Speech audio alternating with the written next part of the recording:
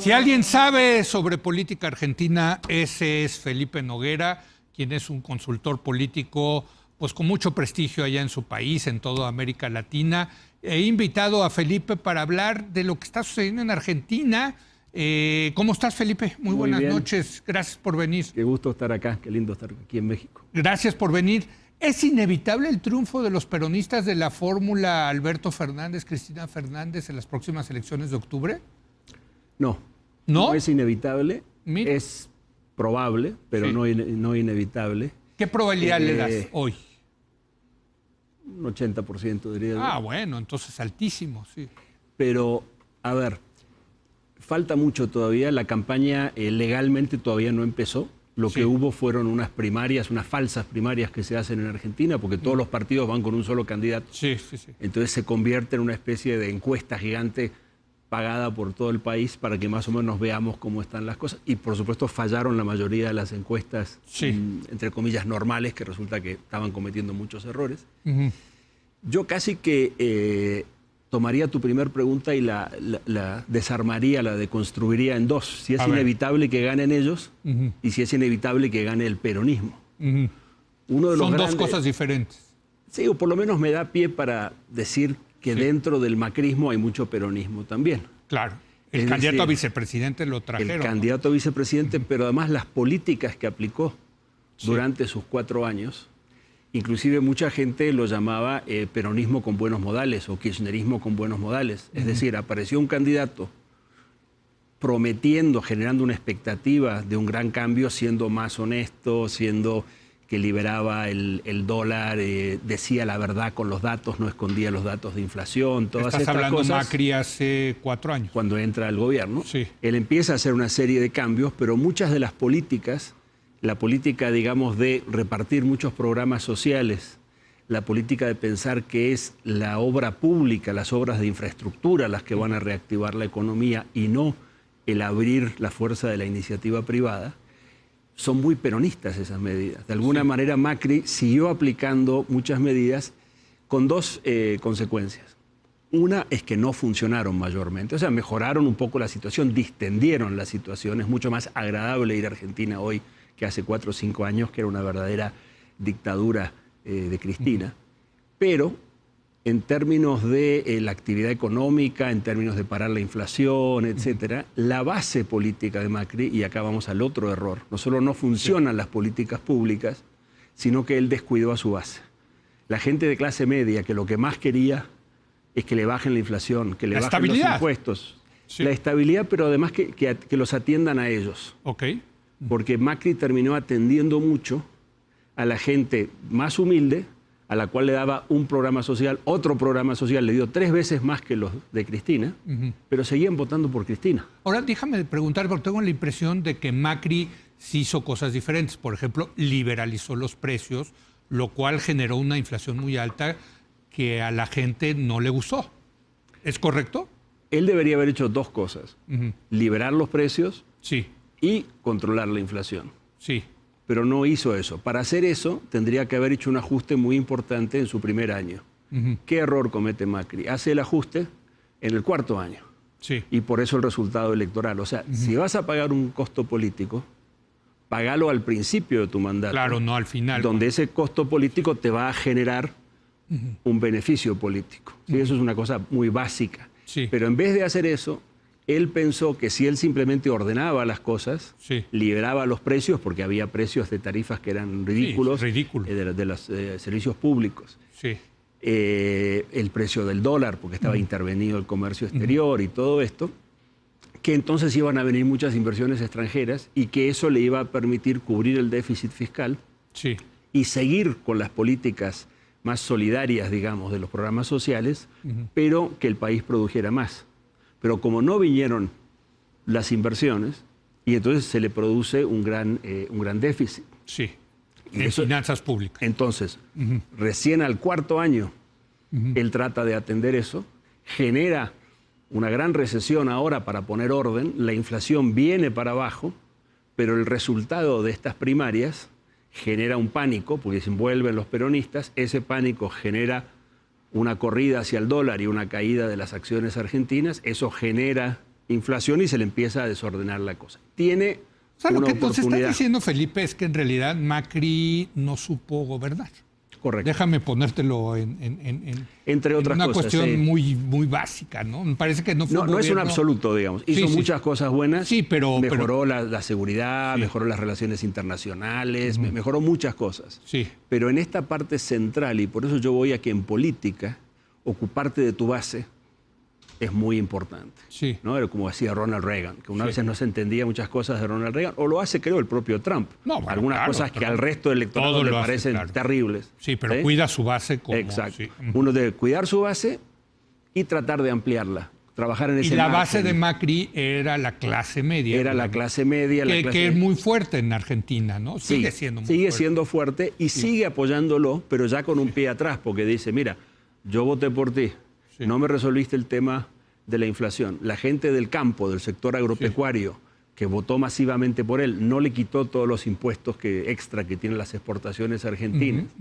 Y mucha gente conservadora, católicos conservadores que votaron por él, hace 2 años, para ganar las elecciones intermedias del año 17, él lanza tácticamente una discusión sobre el aborto, Sí, que dividió a la Argentina en mitades y no dejó contento a nadie. a nadie. Y entonces mucha de esa gente del lado conservador de esa discusión dijo, quizás yo vuelvo a votar por él, pero no lo voy a ayudar en la campaña, no voy a ir a fiscalizar en Bajaron las las urnas. manos. Bajaron las manos. Ahora, ante el- del otro lado, los peronistas sí cuidan a su base social. Ese ha sido el secreto. Exactamente. ¿no? De Son los mucho más peronistas. hábiles políticos. Sí, Cuidan a su base social, hicieron encuestas bien hechas, encuestas domiciliarias, donde Sí. ¿no? En las encuestas de ellos sí mostraban lo que estaba pasando, de gente como Hugo Ayme, no sé si lo recuerdas él, hizo buenas encuestas. sí.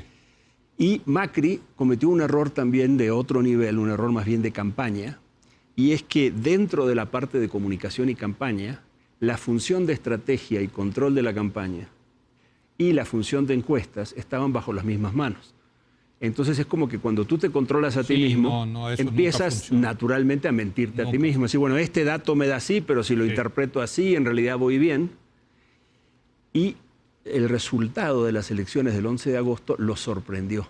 Sí. No esperaban ese, uno veía la cara de pánico. No, la que cara tenía. Pues, de Macri lo decía. Y- Pero déjame ir a la fórmula Fernández y Fernández.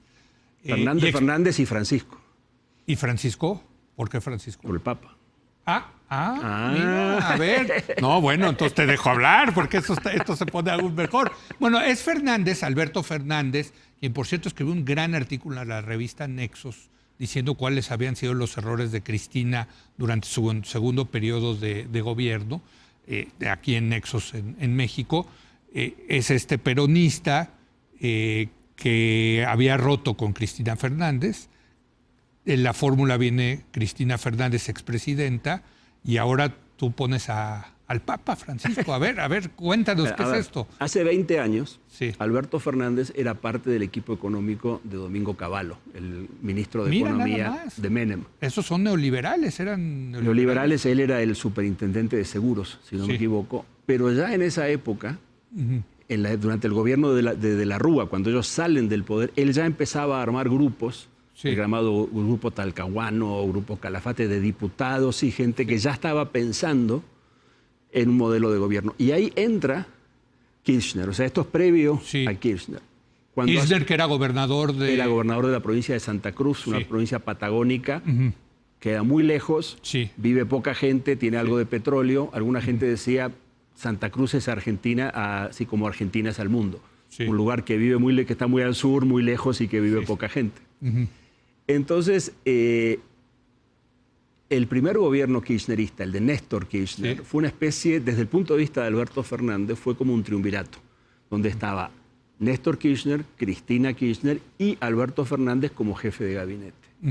Y ese fue un gobierno, como muchos primeros gobiernos populistas, si uno ve el principio, por ejemplo, de Correa en Ecuador, con austeridad fiscal, siempre se hablaba de que Néstor Kirchner buscaba los dos superávits, los superávits gemelos, el fiscal y el comercial, Sí.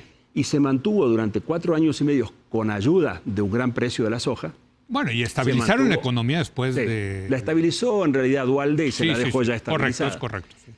Entonces, desde ese momento, Alberto Fernández se consideraba parte de ese triunviro que cuando Cristina pasa a ser presidenta, Él sigue de jefe de gabinete unos meses, se produce el levantamiento de alguna manera del campo en contra de los Kirchner, que es el que le pone un freno a este proyecto, pero los gobiernos de Cristina fueron bien distintos a los de Néstor. Correcto. Ahí sí hubo déficit y empezaron todos los problemas que tenemos ahora.